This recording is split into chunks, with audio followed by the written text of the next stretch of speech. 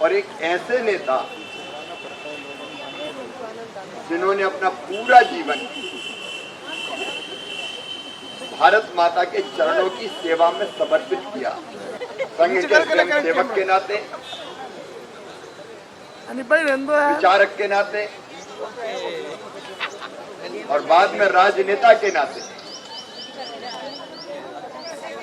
उन्होंने जो काम किया वो बेमिसाल है। आज भारतीय जनता पार्टी का जो वट वृक्ष देखने मिल रहा है, तो सींचने से लेकर पुष्पित और पल्वित करने का काम किया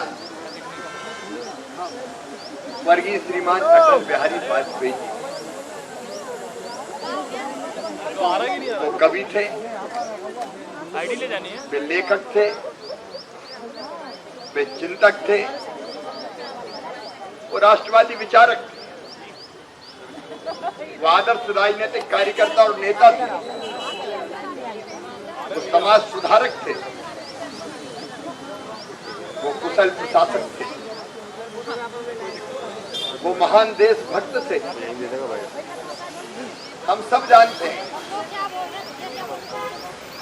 परमाणु विस्फोट करके भारत को परमाणु शक्ति महाशक्ति अगर किसी ने बनाया था तो श्रीमान अटल बिहारी वाजपेयी जी ने बनाया था। सारी दुनिया के विरोध के बावजूद पोखरण में परमाणु विस्फोट हुआ, CIA देखती रह गई, उपग्रह घूमते रहे, और जब शक्तिशाली देशों ने आग दिखाई, एक तो कर दिया, दूसरा मत करना, और फिर अटल जी ने दूसरा परमाणु विस्फोट किया। सारी दुनिया जानती, भारत को महाशक्ति बनाया। प्रधानमंत्री ग्रामीण सड़क जैसी योजना करके गांव की जनता की जिंदगी बदली। हिंदी को पूरे जगत में प्रतिस्थापित करने का काम किया। पहले राजनेता जो संयुक्त राष्ट्र संघ में जाके हिंदी में बोले, एक नहीं अनेकों ऐसे काम के बोले तो घंटों लग जाएंगे। सहज सरल मुस्कुराहट उनके होठों पर नाचती रहती और हर दिल पर राज करते थे। लोकसभा में भी हम देखते थे, पक्ष हो चाहे प्रतिपक्ष हो, अटल जी पर तो सब फिदा रहते। उन्होंने बहुत कुछ देश को दिया है और उन्हीं के बताए रास्ते पर आज हमारे प्रधानमंत्री श्रीमान नरेंद्र मोदी जी के नेतृत्व में एक वैभवशाली, गौरवशाली, संपन्न, समृद्ध और शक्तिशाली भारत का निर्माण हो रहा है। एक दौर ऐसा भी आया जब 1984 में इंदिरा जी की हत्या के बाद उमड़ी सहानुभूति लहर के कारण भाजपा केवल 2 सीटें लड़ी। अटल जी भी हार गए थे। तब कांग्रेस कहती थी कि हम तो हमारी हो रह गए,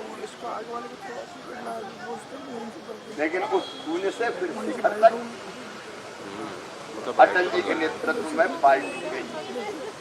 ऊपर की लाइट और हमें पहला सौभाग्य मिला, कोई कल्पना नहीं करता था। कई लोग मजाक उड़ाते थे, ये चड्डी वाले सरकार बनाने का सपना देखते,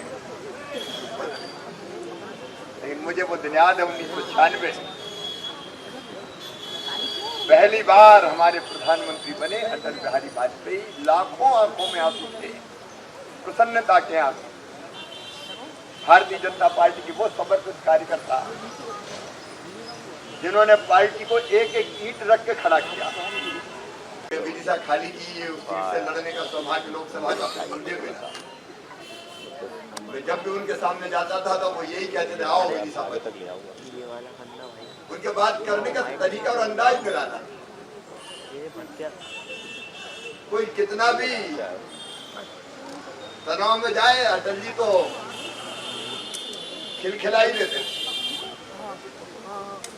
एक बार राष्ट्रीय कार्यकारिणी की बैठक हो रही थी, तो राष्ट्रीय कार्यकारिणी की बैठक में मैं महामंत्री हुआ करता था। अटल जी के पैर का ऑपरेशन, घुटने का ऑपरेशन हुआ। बीच में चाय का ब्रेक होता है तो चाय पीने अक्सर जाते थे, लेकिन वो मंच पे ही बैठे रहे कि मैं कहाँ उठ के जाऊं। तो मैंने उनसे पूछा कि भाई साहब चाय लेंगे कि काफी लेंगे? चाय भी चलेगी, काफी भी चलेगी, कुछ नहीं हो तो पानी भी चलेगी। अब ये शैली सचमुच में अद्भुत। एक बार भोपाल में बैठक हुई राष्ट्रीय कार्य समिति की, तो मेरी ड्यूटी लगी अटल जी की चाय नाश्ता स्वल्पाहार का ध्यान रखना। तो दोपहर को 3 बजे हम पहुंच गए फल लेके।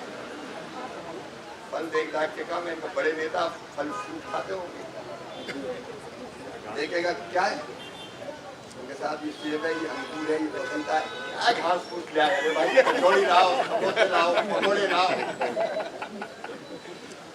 हर दिल अजीज।